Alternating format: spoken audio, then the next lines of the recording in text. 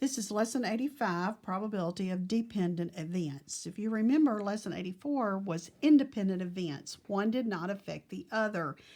In most of those cases, you were drawing things out, putting it back in, so you didn't change the number that you had to choose from.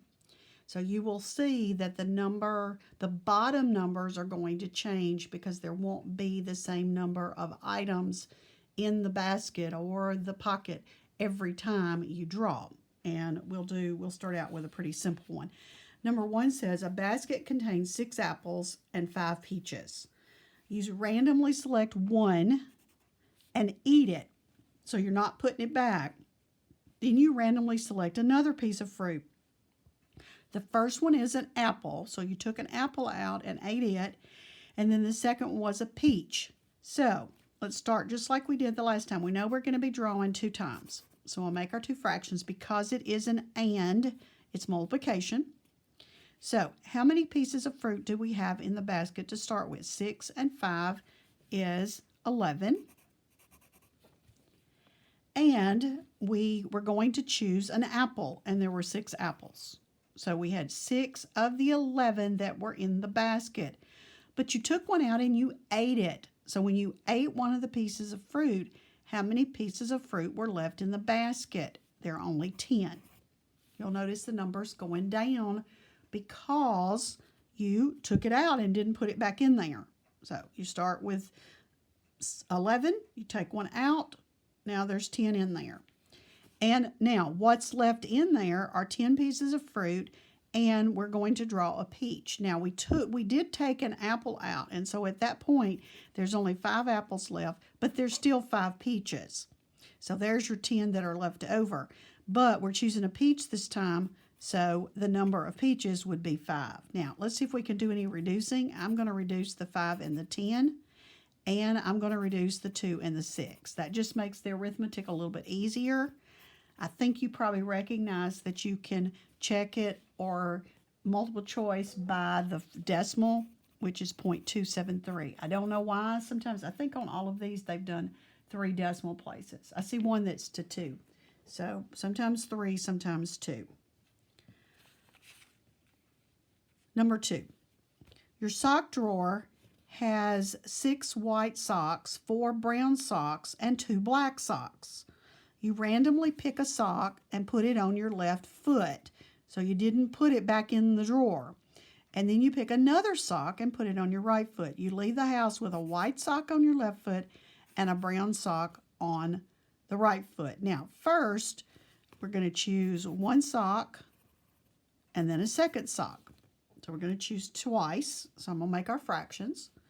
Now, before we start, we want to know how many socks are in the drawer. Remember, you want a total number of choices. And I think the other day I wrote something different, but I like the word successes better.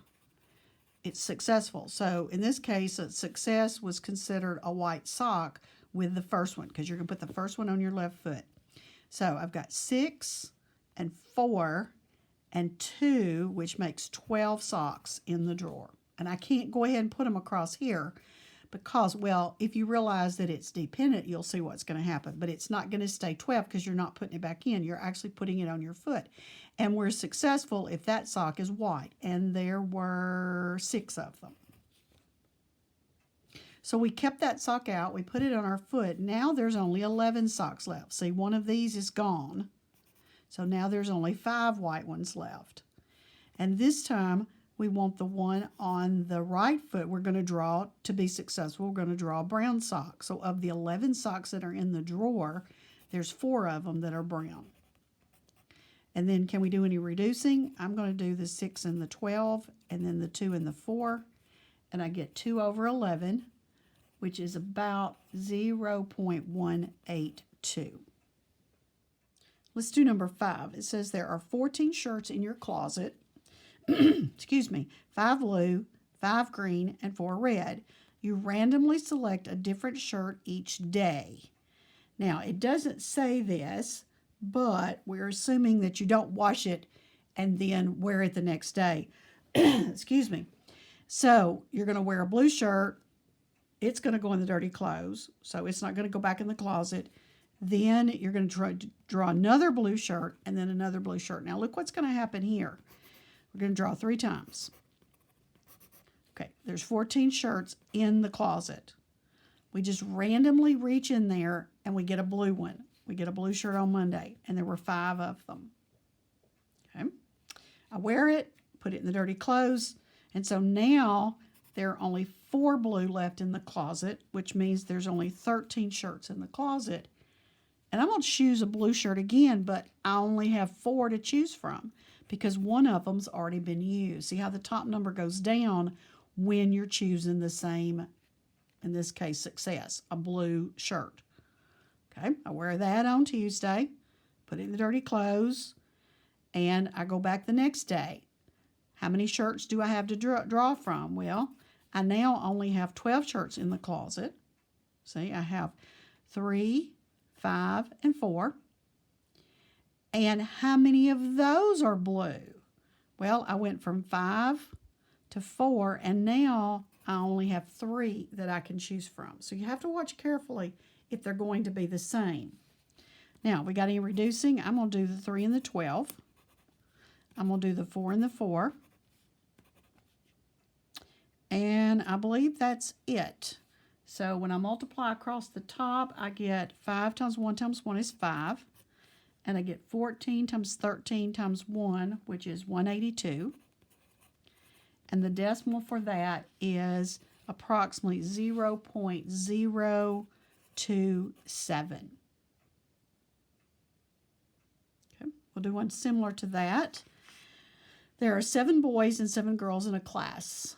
The teacher randomly selects 3 different students to answer questions. The first one's going to be a boy, the second one's a girl, and the third one is a girl. And these are different students. She's not going to call on, see, different students.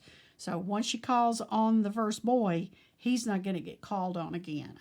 So how many times are we going to draw? 3 times. And how many does she have to choose from? She has 14 students to choose from. So how many, the first time it's a boy, and how many of these 14 are boys? There's 7 of them. Now the second time, we don't count him anymore. So now we only have 6 boys, and there are 13 to choose from because she's not going to choose him again. Well, how many of them are girls? 7 of them.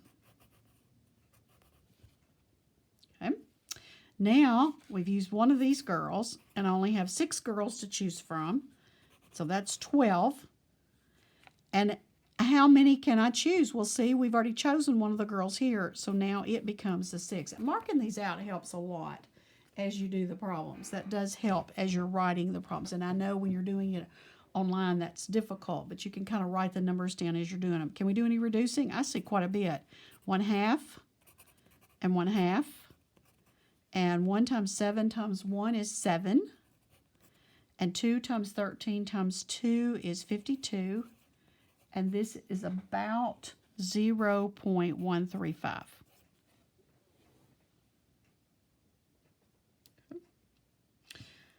I've got several different varieties, but I'm just trying to do different, a little bit different. So let's do one more. Let's do the coin problem. There are 3 nickels, 4 dimes, and 3 quarters in your pocket. You're going to pick 3. And the first one's going to be a dime. Second one's going to be a dime. And the third one's going to be a quarter. Well, first, how many coins do I have? 3 plus 4 is 7, plus 3 more is 10. So we got 10 coins in our pocket. We reach in our pocket and we get a success is a dime. And how many of them were dimes for? Well, now one of those dimes is gone and I have 3. Because I've kept it out on the counter. I didn't put it back in my pocket. These are dependent. It changes the bottom number and that affects the probabilities. So when you keep things out, when you don't put it back in, or you choose a student, don't choose them again. This time, we now only have 3 and 3 and 3. We have 9 coins, and we want a dime, but I only have 3 to choose from. Okay, I keep the dime out, so now I have 2 dimes, which means I have 3, 2, and 3. I only have 8 coins to choose from, and we want it to be a quarter, and I have 3 of them. Let's see if we got any reducing. I'm going to do the 4/10. I'm going to do the 3/9. And I can do the 3s. I didn't even see that one. So on top, I've got 2 times 1. Oh, there's another one, but I'll go ahead and do it since I didn't catch it. 2 times 1 is 2. See, I didn't see the 2 in the 8. And then on the bottom, I have 5 times 1 times 8 is 40. And again, divide by 2, and I get 1/20. Now, this decimal is kind of interesting because it comes out exact. It's 0.05.